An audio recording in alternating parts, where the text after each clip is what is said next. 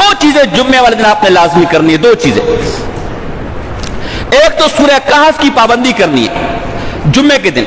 یہ سورہ کہف کی اتنی فضیلت ہے، فرمایا جو جمعے کے دن سورہ کہف پڑھتا ہے ایک جمعے سے لے کر دوسرے جمعے تک اس کے نور ہی نور ہوتا ہے، اور ایک روایت میں آتا ہے کہ اس کے قدم سے لے کر 7ویں آسمان تک نور ہی نور ہو جاتا ہے، اور ایک روایت میں آتا ہے کہ جو سورہ کہف جمعے کے دن پڑھتے ہیں کسی بھی وقت بھی، جیسے کل مغرب سے جمعے کا وقت شروع ہو گیا، آج مغرب تک جمعے کا وقت ہے، کسی وقت بھی پڑھ لے، رات کو بہتر افضل ہے، اور جو ایک دفعہ ایک جمعے کو سورہ کہف پڑھتا ہے اگلے جمعے تک جتنے فتنے مسائل پریشانیاں آنے والی ہوتی ہیں اللہ اسے اس سورہ کہف کی برکت سے اس پریشانیوں سے اس کو نجات دے دیتا ہے، اس پریشانیوں سے فتنے سے اس کو بچا لیتا ہے، حتیٰ کہ اگر دجال آ گیا تو اللہ اسے دجال کے فتنے سے بھی بچا لے گا۔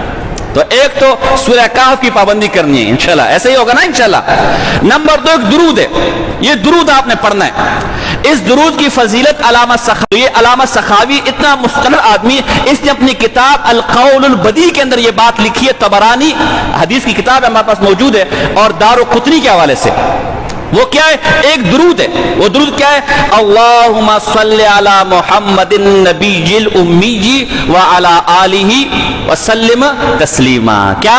اللہم پڑھے، اللہم صلی علی محمد النبی الامی وعلی آلہ وسلم تسلیما۔ یہ یاد کر لینا، نہیں تو مجھ سے پوچھ کے یاد کر لینا ہے۔ فرمایا عصر کی نماز کے بعد اپنی جگہ سے جو ہلے نہیں، عصر کی نماز، عصر جمعے والے دن عصر کی نماز کے بعد اپنی جگہ سے اٹھے نہیں، وہی بیٹھے رہے، وہی بیٹھے بیٹھے 80 دفعہ یہ درود پڑھ لے۔ کتنا ٹائم لگے گا؟ 10 منٹ یا 15 منٹ؟ 15 منٹ زیادہ لگے گا۔